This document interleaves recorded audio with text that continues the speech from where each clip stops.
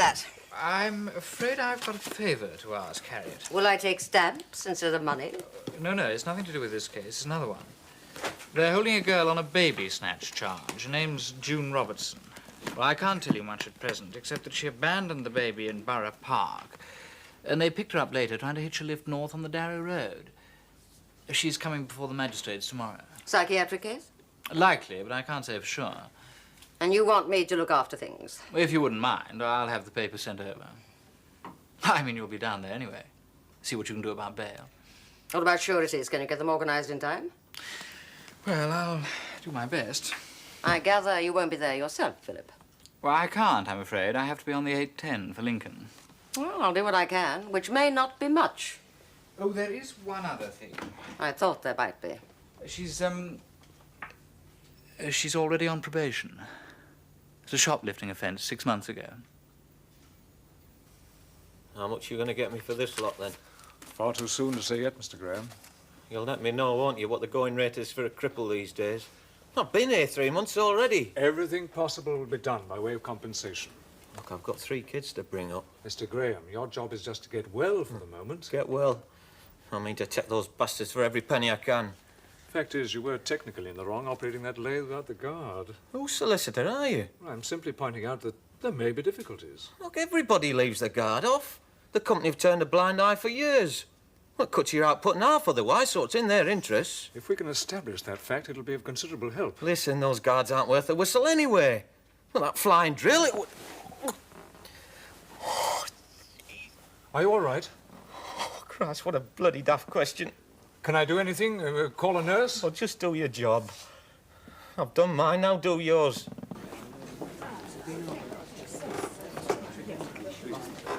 Is anyone here connected with June Robertson? Yes, I am, in a way. Surety? I beg your pardon? Have you come down to stand surety for her? Bail?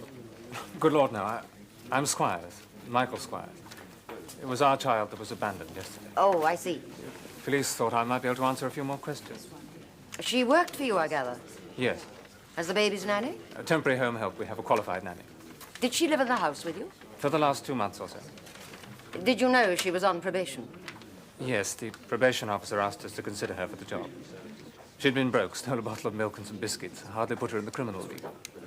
Mr. Squires, if there's any question of bail, would you be prepared? Now, if you're going to ask us whether we'll have her back, I'd like to help, but no. I understand. The fact is, I know very little about the case as yet, except that your child was unharmed. It's a risk I can't take. Yes, of course. Excuse me. Yes? You were asking June Robertson. Could I speak to you privately? Thank you, Mr. Squires. I'm sorry to have troubled you. That's all right. What can I do for you? I'm June's mother. They phoned me last night, the solicitors. I came down first thing. I'm glad you're here, Mrs. Robertson. I'm Harriet Peterson. I'm afraid I can't tell you very much of what's going on. I haven't spoken to your daughter yet, but I'm exploring the possibility of bail. Well, that's what the solicitor said. I've got some money put by, Miss Peterson. What about accommodation? Can I tell the court you're prepared to have your daughter live with you at home? She can't live at home, Miss Peterson. The trouble is her father. He won't have her in the house.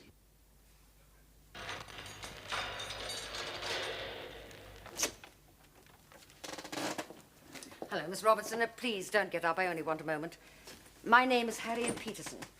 You're the lawyer? Yes. They said you'd be coming. Did they explain why?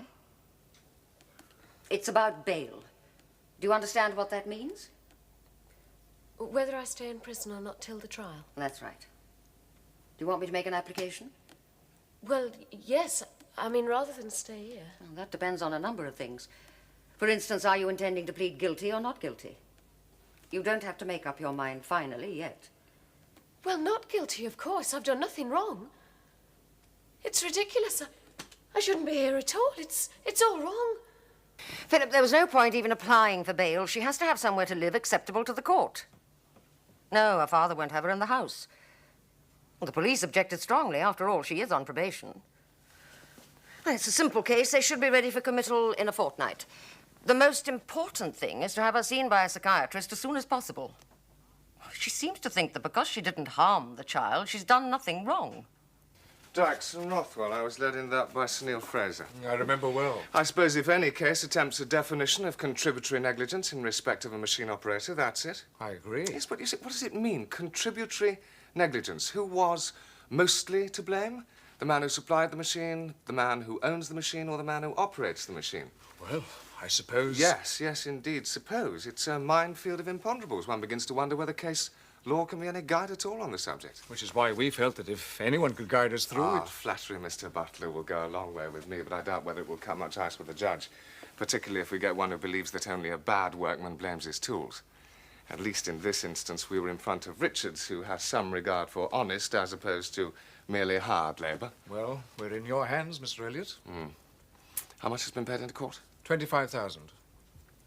So that's what Grantley Brothers thinks is fair compensation for a crippled man. According to them, of course, anyone who leaves the guard off only has himself to blame. But if, as you say, it was common practice to operate these machines without the guard? Since the accident to my client, the company's been very strict, understandably. Before that, well, we do have a number of witnesses. In that case, Mr. Butler, you can tell your client that we shall be thinking in terms much closer to 50,000 than 25. I'll do that, Mr. Elliot. Believe me, it'll be a tonic to him. You think I'm a nutter or something? June, please understand that Dr. Gilpin is here to help you. But I'm not an Ed case. I'm as sane as you are. I'm sure you are, June. Psychiatrists don't divide the world into sane and insane. We're all of us different shades of grey. June, please, it's for your own good to cooperate. All I want to do is talk to you for a while. You see, I've been asked to make a report. Not to the police, but to your own lawyers. They may use parts of it later to help your defense. You've everything to gain, June, and nothing to lose. Okay. That's better. Much more sensible. All right, then. I'll leave you two together. I'll be in touch before long, June. I expect I'll hear from you. Yes, of course. Do you smoke? No. No, me. I gave up 2 years ago, but I still carry a pack to see if I weaken. Luckily, I haven't yet. You know, June, the law, to its credit, is at last becoming as interested in why people do things as what they do. And that's why they bring in people like me, not to label you a head case or anything else, just to get at the truth, see how things felt from your side. I had a baby nearly a year ago. We're adopted. Yes, I know that from your papers. Well, where I come from, it's about the worst thing you can do. It's worse than murder. You should have heard me, Dad. Was there no question of marrying your boyfriend? He disappeared soon as I told him I was pregnant. Did you think about having an abortion? Not with my dad. He's religious.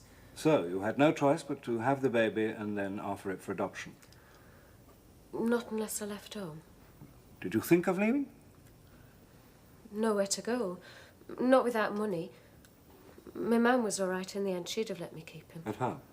Yeah. Did you want to keep the baby? I don't know. Do you think about him now? Sometimes. Wish you kept him or not? I don't know. But you did leave home immediately after the adoption. Why? Nothing to stay for anymore. Your parents? I just felt I had to get away. Why? I was depressed, I suppose. There were arguments. I couldn't stand it, so I left. With nowhere to go and without any money? I didn't think about anything. I just went. I didn't care what happened so long as I got away.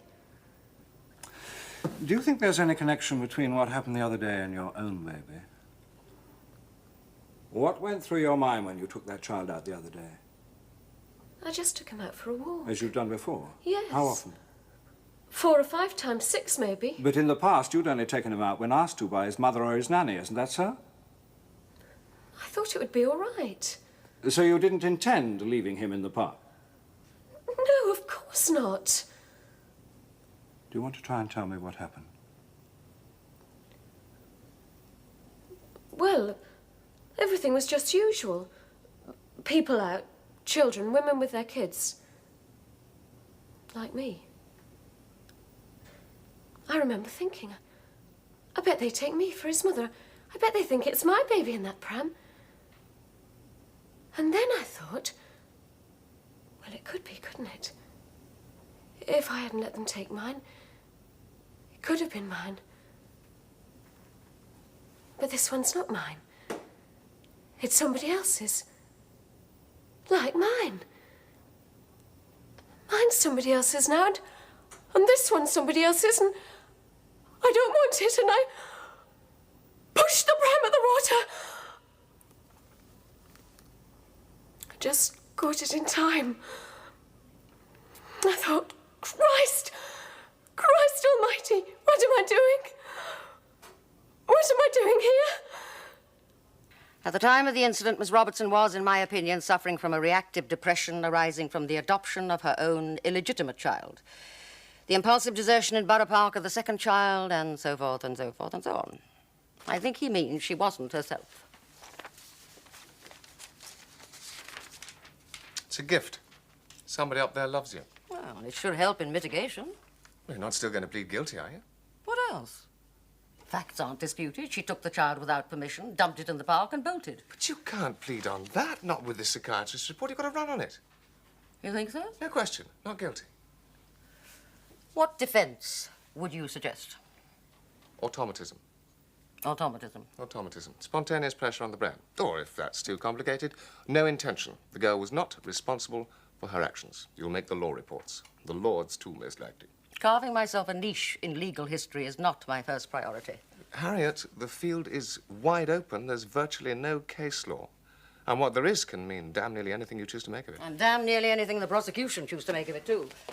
No, thank you, James. I am a lawyer, not a gambler. Are you sure? What do you mean by that? Well, the best you can hope for is that you'll get her off with what? 6 months? My way, at least there's the chance of an acquittal. If I put up some cockeyed defense like automatism and fail to make it stick... The same judge that would have given her 6 months on a plea of guilty will give her 2 years for wasting his time. We are talking about an emotionally disturbed girl in prison, not legal niceties. The more reason to go all out for an acquittal. The trouble with you, James, is you never know when to settle. Winning is what I'm paid for. And judgment is what I'm paid for. That means not sticking my neck out and getting my client's head chopped off. Harriet, whatever your plea in mitigation, your client will go to prison. She has a previous conviction for which she's still on probation. If I keep the judge's sympathy by pleading guilty, I've a good chance of getting a suspended sentence. Not a hope. You think not? Well, we just have to wait and see, won't we? Back to what I said before. It's a gamble. It's always a gamble.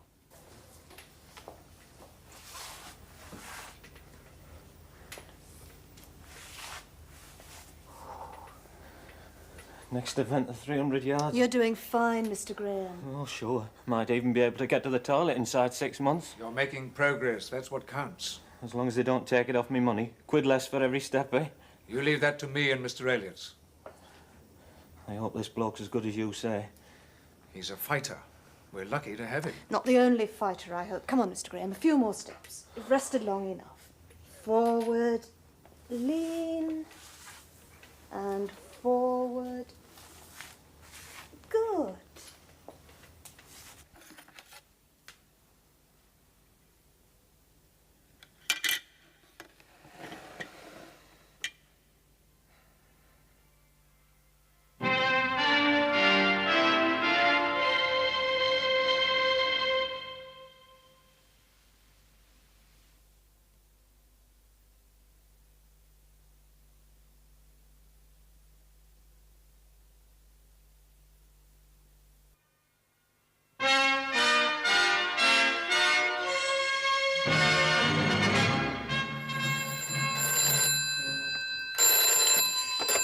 Yes?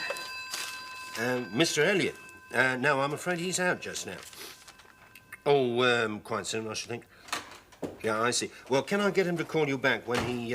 Oh, just a minute. I think that's him coming in now. Mr. Elliot, it's for you, sir. Well, a Scottish name, didn't quite catch it.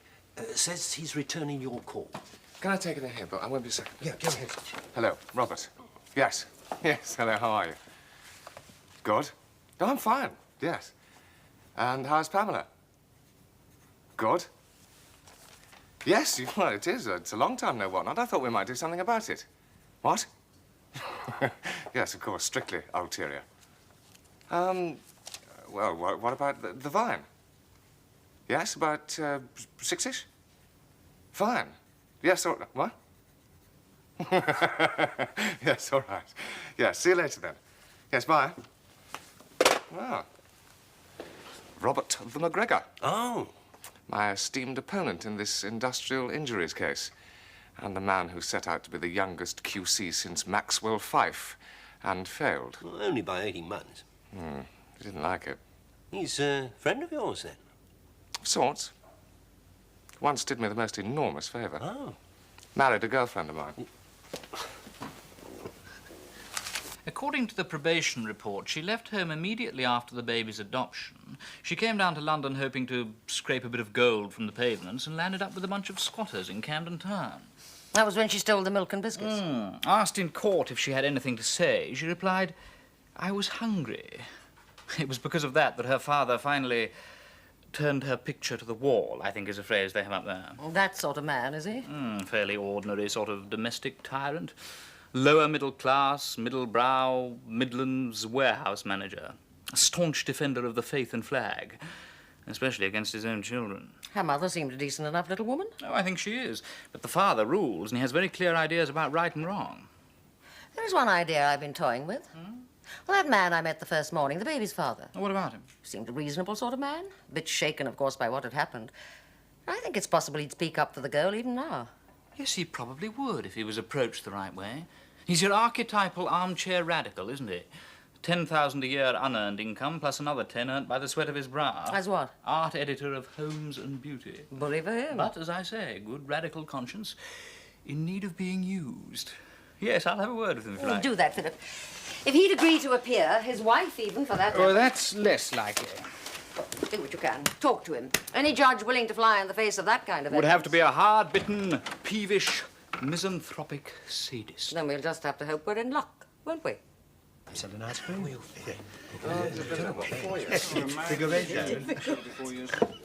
God, how tiny. No, Robert, this one's on me. Thank you very much indeed. Pamela sends her love, by the way. Ah, and how is she enjoying the squalling brat? Well, the squalling brat has a sister now, also squalling. My word. Congratulations. It's a veritable production line. Well, I think we'll have to go slow for the time being. Pamela still refuses to have a nanny, says it disrupts the natural relationship of mother and child. Well, she always was a romantic. Yes. She missed the agency? Who could possibly miss the agency? Now, given half a chance, she stayed down in the country all the week. Well, so would I, for that matter, but well, commuting's impossible. I bought myself a little cottage. It's pretty ramshackle. I've had the builders in for 3 months. However, the address will remain a secret, and I shall not have a telephone. Yeah, the ultimate status symbol, James. A refuge from success. Now, pursue it for all you're worth, and then play hard to get. Robert, talking shop for a moment, if I may. You want to discuss money, I dare say. Yes. I'm afraid there's no chance we could see our way to upping that offer. 25,000, I'd have thought, was about the ceiling in the circumstances. Setting aside all the obvious jokes about Scottish thrift, I'm sure even you would hardly call that generous. Now, wait a minute. Your client knew the risk he was running. So did the company and turned a blind eye. Well, the notion you won't find that so easy to prove. Have a damn good try. I'm sure you will. And good luck to you. Robert, the assessment of contributory negligence, as you well know, is anybody's guess. That man had a potential working life of 30 years. Well, now he'll never walk more than a few steps without crutches. How is he supposed to bring up a family of 3, cope with a mortgage, constant medical attention? But the fact remains, he took the guard off that machine.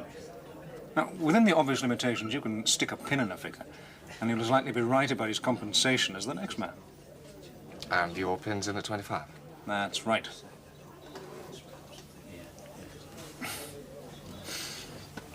You've seen we're listed to appear in front of Briggs. Yes. It's my first time. I've had the experience twice. He's variable. Can be a cantankerous old devil. That's how I've heard. He's a bachelor, lives with his sister in Wimbledon. If she's playing him up, that'll not help your chances of a generous award one bit. It's marvellous, isn't it? Whatever happened to justice? Well, at least you still can't buy it. Well, that's some consolation, I suppose. Well, of course. But don't let the idea get around. It could cost people like us a lot of money. Well done, Philip. That could just do it. Well, we can only hope. Yes. Fine. See you then. Bye. Good news, Miss Peterson? As you say, Bill, good news. The baby's father has agreed to appear and say that June Robertson's behaviour before the incident was impeccable. Hard-working, honest, and devoted to the baby. Well, quite a trump card. If anything can get your girl that suspended sentence. If anything can. I only wish we could get the same kind of cooperation from her father.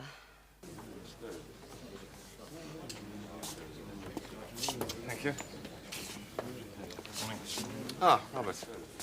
Well, you ready to make me an offer yet? Not on your life, my boy. You disappoint me. That's what I'm here for. Now, Mr. Butler. How are you, Mr. Graham? How do? Tell me, Mr. Graham, I recognise some of those faces over there. That's your managing director, I think. That's right, Kirby. Yeah. And the fella sitting next to him with the glasses on, that's our foreman. Yeah. And the chap with the beard is Bill Stallard. Don't know him. Well, he's an engineer. Probably their specialist witness. I've used him myself in the past. But who's the shifty-looking type with his back to us? The one who's talking to the foreman now? Don't know what the hell he's doing here. Who is he? The name's Gibbon. What, is he from the factory? No, he's a machinist. Leastways he was. I heard he was made up to supervisor a few weeks back. Well, have you no idea where he's here? Oh, not a clue. I hardly know him. Does he have any connection with your accident? No, nothing. In fact, he wasn't even there at the time. He was off sick. See. Court will be upstanding.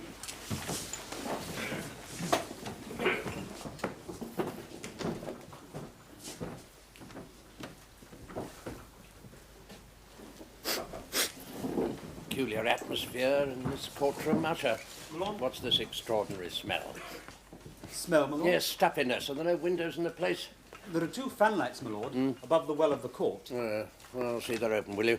I will not conduct the court's business in an atmosphere reminiscent of stale cabbage and mothballs. Little fresh air will do nobody any harm. Now then. I'm afraid, my lord, I'm afraid the fanlights don't open. What do you mean they don't open? Why don't they open? They've been sealed, my lord, against the weather. Sealed? There is an air conditioner in operation, my lord. What did you say? Air conditioner, my lord. Dreadful transatlantic contraption. No wonder the place stinks like an alehouse. Get the wretched thing turned off at once. Now, Mr. Associate, will you call the case? Graham against Grantley Brothers Engineering. Mr. Graham, why had you left the guard off your machine on the day of the accident? It was the usual thing. I always left it off. Why did you? Same as everyone else. None of us used them. Are you quite sure of that? Well, there may have been 1 or 2 did now and then. But by and large, especially the more experienced men, we just didn't bother. Why not? It made the job a lot slower. Wouldn't have been much use anyway. Did you ever Just a moment, Mr. Elliot. I'm making a note.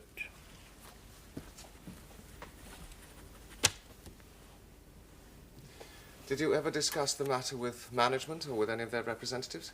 With the foreman one time, yes. And what did he say? Well, he just said, by rights, we should have 'em on like, but he could see the problem. Problem? Aye, slowing you down. What with, well, export orders and so on. Did any other member of the management know this practice? All of them, I'd say. I mean, you only had to walk through the shop and you'd see, and there was always somebody about. Did anyone at any time ever insist that you should obey the strict rules and use the guard? Never. Thank you, Mr. Graham. Mr. Graham, I believe the company operates what is called a productivity bonus scheme. Am I right? Yes, it does. Meaning that the more work you get through, the more money you can expect to earn. Yeah, that's right. So that by keeping up a high output, you could expect to earn a very reasonable wage. A fair wage, yes. Mr. McGregor, this is most interesting, but is it relevant to the case before the court? My lord, I'm merely seeking to underline that the benefits, if any there were, of working with an unguarded machine accrued in a large part to the plaintiff himself. In other words, that he had motive enough of his own for running this risk and wasn't merely anxious to fulfill the company's export scheme. Mm-hmm. Mr. Graham, you said just now that the guard wouldn't have been much use anyway in the event of an accident such as yours. Yes. How did you know that?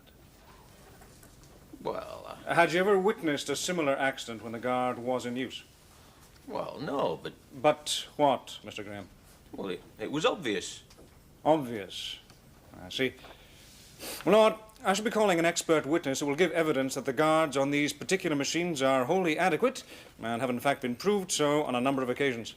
And I have no doubt that counsel for the plaintiff will also be producing another expert witness to demonstrate precisely the opposite. I suppose we have to go through with it. Only hope they don't take too long over it. Lord. Mr. Graham, you say you have never witnessed a similar accident, at least not when the guard was in use. Have you witnessed one when the guard was not in use? No. A narrow escape, perhaps? No.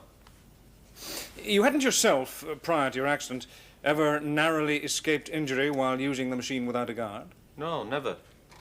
Not even 6 weeks before the accident itself occurred? I don't know what you're getting at.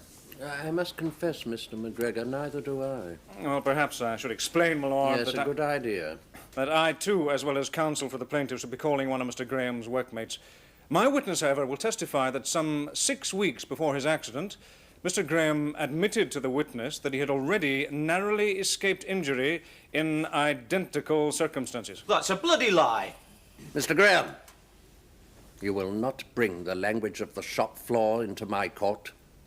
Is that understood? Yes, sir. Continue, Mr. McGregor. Now, Mr. Graham, to repeat my question, had you, or had you not, some 6 weeks before the accident, had a lucky escape which left you fully aware of the risk you were running and which you chose to go on running? I had not. Good morning, Mr. Robertson. Good morning. It's good of you to come. Do sit down. Thank you, Miss Peterson. And let us hope your journey won't have been wasted. I am not concerned by a little personal inconvenience, Miss Peterson. I have nothing to say that I haven't said to Mr. Cook, but of telling you face to face will convince you. I was rather hoping I might convince you to change your mind. I am aware of that, Miss Peterson. I am also aware that you are a distinguished member of your profession. I want to make it quite clear I am prepared to meet any expenses Your which daughter has been granted legal aid. There'll be no expense either to her or to yourself. I'd prefer to pay. I'm not accustomed to passing my responsibilities on to the state. In that case, I would have thought that offering your daughter a roof over her head would have been the least you could do. The main reason she's in prison and not released on bail is because of your refusal to have her in the house. Other considerations apart, have you any idea what that's costing the state? I've already acknowledged you are a clever lawyer, Miss Peterson. I can't swap debating points with you. Then let us look at the facts. Your daughter is sick, Mr. Robertson. If you won't take my word for it, read the psychiatrist's report. The law must take its course.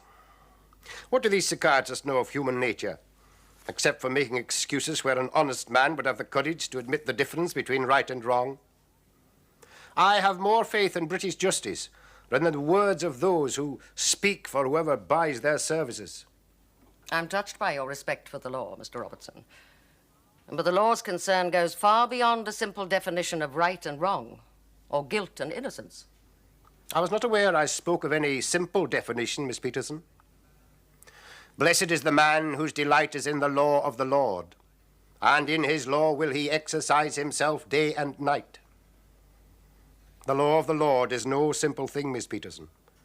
I hope you are not now going to tell me that the law of the Lord has no place in your law of the land. On the contrary, the law of the land is not without compassion. As a practicing Christian, I believe you know the meaning of that word. My daughter brought disgrace upon herself and her family. A child conceived outside marriage, and she herself barely more than a child. But I forgave her, Miss Peterson. I provided a home where the burden was shared, and I made the proper arrangements thereafter. I believe I did my duty. My thanks was to see my daughter leave my house with not a word until the police brought notice of a charge of theft. Now this. Sin no more, said Christ to the harlot. Forgiveness, yes, but sin no more. I have other children, Miss Peterson, younger children. I must consider the example to them. It is by no means certain you'll be put under any obligation to have your daughter live with you again.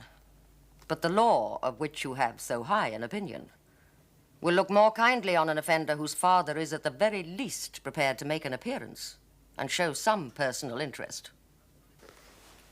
I'm sorry, Miss Peterson. The matter is not open to discussion. My mind is made up. Yes, Mr. Robertson, I can see that. If I may, I'd like to say one more thing. Please don't imagine that my decision was taken lightly.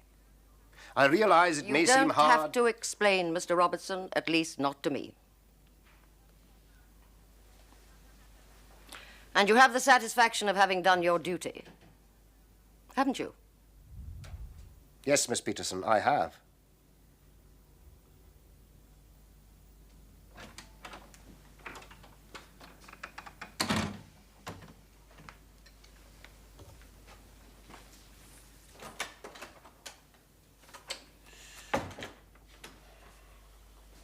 Mr. Morris, is it not a fact that since these machines were installed 10 years ago, there has been a notice on the wall of the locker room, which is used daily by you and the other employees, saying that guards must be used at all times? Well, yes, but nobody took that seriously. I mean, nobody was expected to. Really? And why not? Well, it was just a sort of a legal thing, that's all. I see. A sort of a legal thing. But you were aware of its existence? We were aware of it, yes, but, well, I mean, if we bothered about every notice that was ever pinned to a wall, we'd never get anything done, would we? I mean, we've got to get on with the job best way we can. Never minding about what's been stuck on the wall just because of some local bylaw or something. Yes, thank you, Mr. Morris. Mr. Elliot, do you wish to... Yes, I see you do. Mr. Morris, since Mr. Graham's accident, what specific instructions have been issued by management about the use of these guards? Well, they come round every day now and check to see we're using them. And what specific instructions were issued by management before Mr. Graham's accident? None whatever. They didn't bother. Hey, James, how's it going? Hey, Harriet. That's hard to say. We should be finished by tomorrow. My God, though, that Briggs... Don't have to tell me. Yes, I know. You've had the experience. He varies. So I've heard. Between bad and much worse. Oh, thanks a lot. You on with the Robertson girl? Tomorrow in front of Dunbar. Well, he's not the easiest to run either. Well, at least he's more reliable than Briggs. Lucky for you. And for my client, I hope. Harriet, are you going back to Chambers? Why? Well, I was wondering if we could have a drink later. Oh, of course. The vine? Yes, about 7-ish. Right. Ah, Robert. James, Oh, sorry, do you know Harriet Peterson, Robert McGregor? Yes, we have met. Hello. Nice to see you. Well, I assume you two want to talk, so I'll leave you to it. All right, Harriet. Well, I'll see you later then. Bye. Bye. Well, Robert, do I hear the rustle of pound notes? Oh, a modest crinkling. My clients are prepared to go to 30,000. Yes, I should think so too. Then you'll accept? No, you'll have to do better. It's a fair offer, James. No. 50,000 would be fair, and your clients can afford it. But in the circumstances, we'll settle for 40. Now, James, if I were you, and I say this as a friend, I'd settle. Well, thank you, Robert. But I'm not sufficiently impressed by the look of your star witness for tomorrow, Mr. Gibbon. Neither is my client. Neither, I suspect, are you. But we'll think about it. Good night, Robert. Good night, James. And you think you can force him up, what, another 5? Another 10? 40,000? McGregor, he's a shrewd bargainer. Yes, but if he's willing to offer 30 already... That's no guarantee he'll up the offer each time you say no. A couple of more times would do. Well, you could be right. You're not convinced? Well, you could be right. Yeah, anyway, the final decision is Bob Graham's if he says settle. He'll take your advice. You're the expert. Yeah. Oh, well, the whole thing's a poker game. McGregor's a very canny player. And you? Good enough?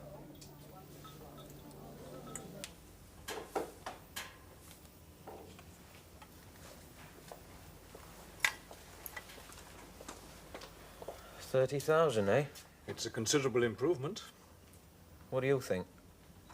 Well, they obviously feel your case is holding up much better than they expected. The question is, how much damage can this workmate of yours do? Gibbon. Workmate of mine? I hardly know the bastard. I'll tell you about Ted Gibbon. He's been with the firm 2 years. Pal of mine knew him at his last place. He got sacked for thieving. Thieving, Mr. Graham? Oh, well, not money nor nothing. Little things. Spares, set of hand tools. I know we all do a bit of it now and then, even if it's just a couple of screws, but him... In fact, I wouldn't have been surprised to see him get done again. Instead, what happens? He gets made up to supervisor after only 2 years. And after a conversation with me that he never even had. Now, what does that tell you, Mr. Elliot? It tells me we don't accept £30,000.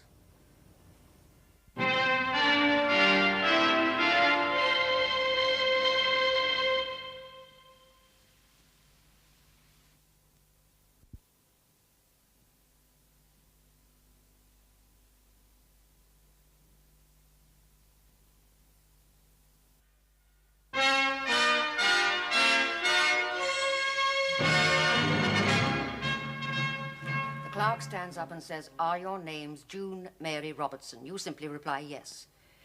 He then says you are charged in an indictment, which he then reads out in full, ending with, "To that charge, do you plead guilty or not guilty?" You reply guilty. I'll go to prison, won't I? The whole point of pleading guilty is to avoid that. Believe me, June, it's the best way.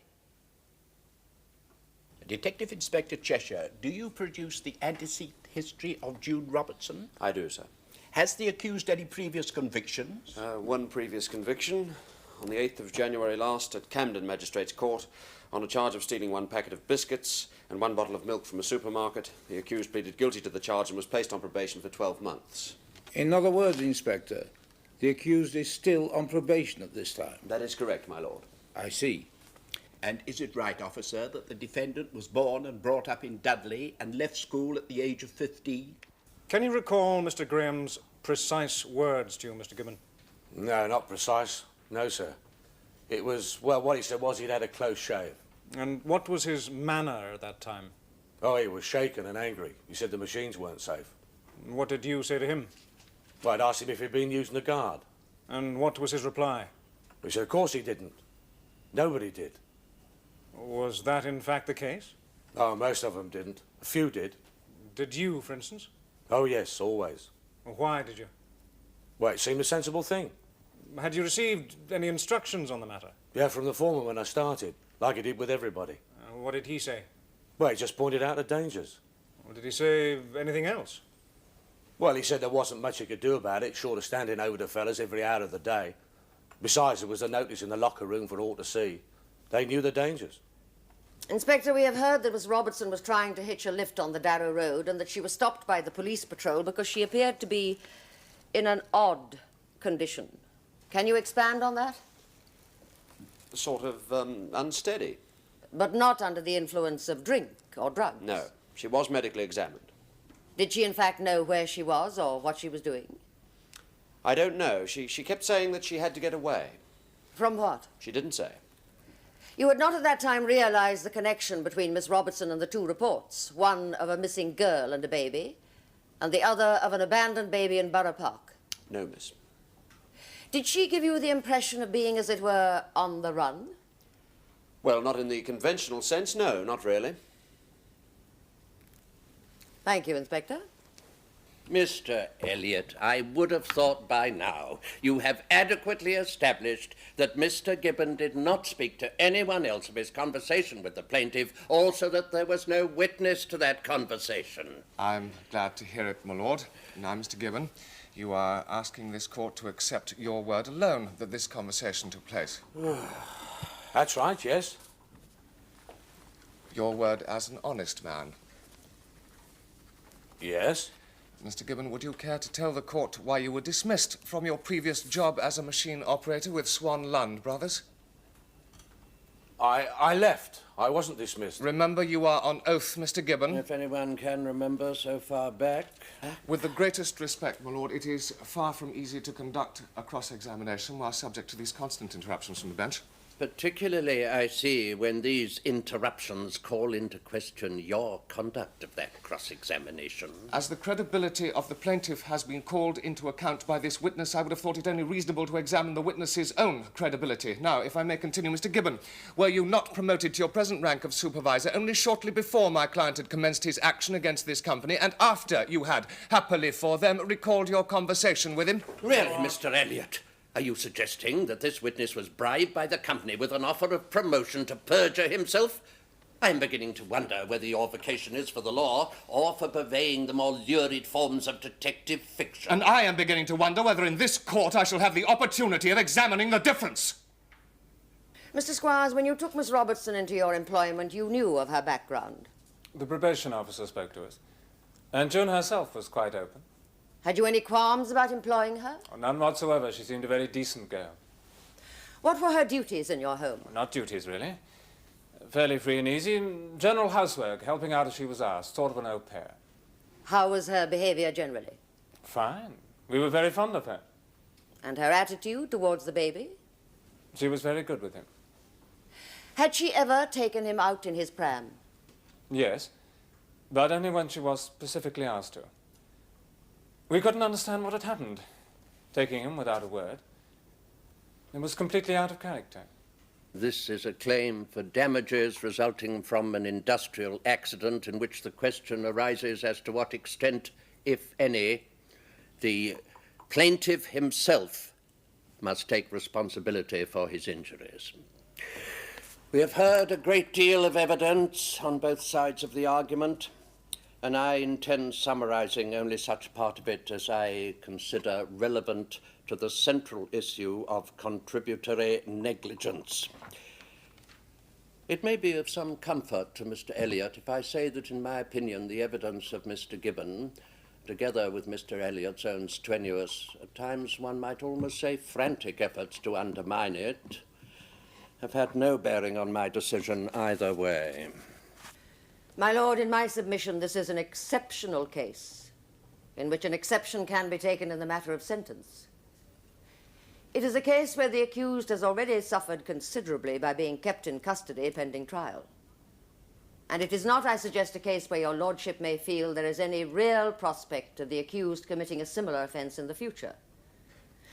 In all the circumstances, laying particular emphasis, as I do, on the psychiatrist's evidence, and on his declared readiness to offer Miss Robertson care and supervision in the future, I would ask your lordship to take a course combining justice with an exceptional degree of mercy, and not impose an immediate custodial sentence. It is clear to me that the plaintiff cannot but have been aware of the dangers he was running in using an unguarded machine. His motives for doing so are of no consequence. I find, as a matter of fact, that he had been duly and properly warned. From that point on, therefore, the matter lay in his own hands. I conclude, therefore, that there must have been an element of contributory negligence, and I would assess it at 40%. The damages will be reduced accordingly. I assess the full amount of damages at £42,000. This will be diminished to £25,000. Is there any payment into court? 25,000, my lord. My lord, I would ask that my client only pay the costs up until the date of the payment in. Mr. Elliot, you can have no objection to that course, can you? No, my lord. I must say, Mr. Elliot, having heard of the payment in, it is a matter of regret that this claim was not settled before coming into court. All stand.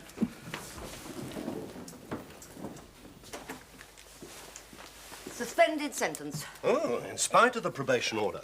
She's a lucky girl. I was lucky, too. Dunbar's a decent judge.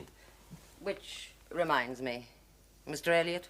Yes, Mr. Elliot. Is he in his room? Well, he swept straight in from court and straight out again. Among other colourful remarks, some of which took me back years to the NCO's mares, he said he'd be out of touch until midday on Monday.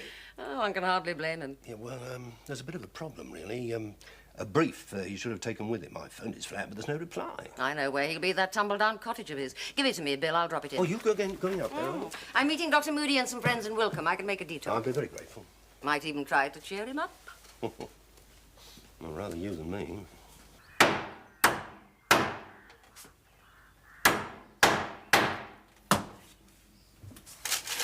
Bought a bag full. Christened them all Briggs. Sounds like voodoo. I live in hopes. These shelves look fit to hold the All England law reports. The law will not set one clod-hopping boot or a clammy hand in this place. It is a shrine to higher things. Such as? You name it, it's higher. James, aren't you going to appeal? On what? Briggs found against me on fact. That leaves very little room for manoeuvre. I shouldn't have lost my temper with him. I should have done that to the bastard. Losing your temper could have been a very clever tactic. If a judge is giving you a hard time and you hit back, he's going to be doubly careful to be fair in summing up. Otherwise, if you do appeal... Mr. Justice Briggs' honourable face wouldn't be seen for egg, but he was fair, legally, the crafty old sod. He completely sidestepped the issue we fell out on. Discounting Gibbon's evidence? Well, at least saying he didn't. There was no way that I could prove him a liar. Anyway, still that poor bastard with a broken back who pays 23,000 quid. That's what he ended up with.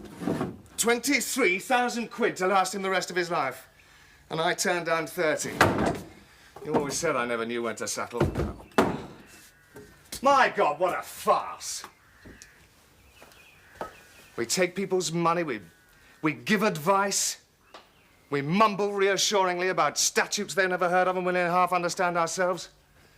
And worse than politicians, they make promises and break them. We advertise divine justice and deliver compromise, defeat, disgrace, disaster, bankruptcy.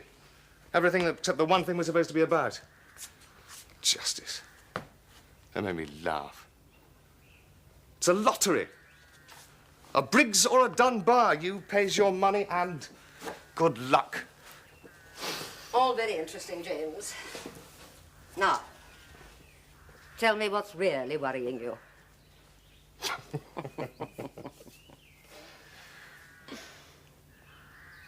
Harriet, you are marvellous. And you haven't said, I told you so, not once. It was your case, James. You handled it the way you thought best. Yes, and if you'd been handling it, Bob Graham would be a happier man this weekend. Not necessarily. Now, if he'd had a different judge...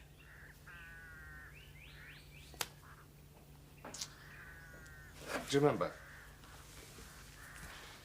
I once told you I might just chuck it one of these days. On a day like today, when it and I make me feel sick. Yes, I remember.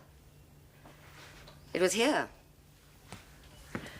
When you told me you were thinking of buying the place. I don't think you believed me, did you? I don't think I passed an opinion.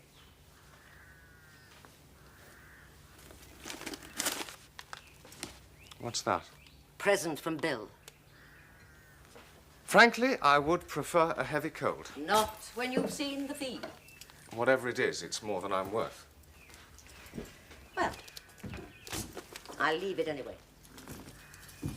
James, the other reason I came over was to take you out to lunch with Ian and some friends. You like them? Ah, thank you, Harry. That's very kind of you, but I've got a lot to do. I mean, I've got to do something about these shelves, and there's this painting. Leave it. Honestly, I'll be all right. I just don't want you sitting here brooding on your own. I promise you I will be all right. Really, I'm used to it. Us bachelors spend... Darling, I'm back. I'll put the stuff in the kitchen. Staff problems. You simply can't get a decent housekeeper. I hope she's good at painting. She's a dab hand with a spot of emulsion.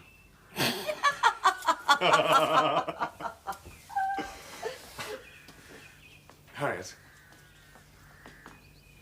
thank you for coming. That was very kind. Part of the service. I'll read the, Will you show me around before I go? Yes, of course. Let's start downstairs. Hey, listen. Yes? I found these marvellous local builders. Really? They're known for their building, but they make terrific tea. Really? No, I promise it's the best.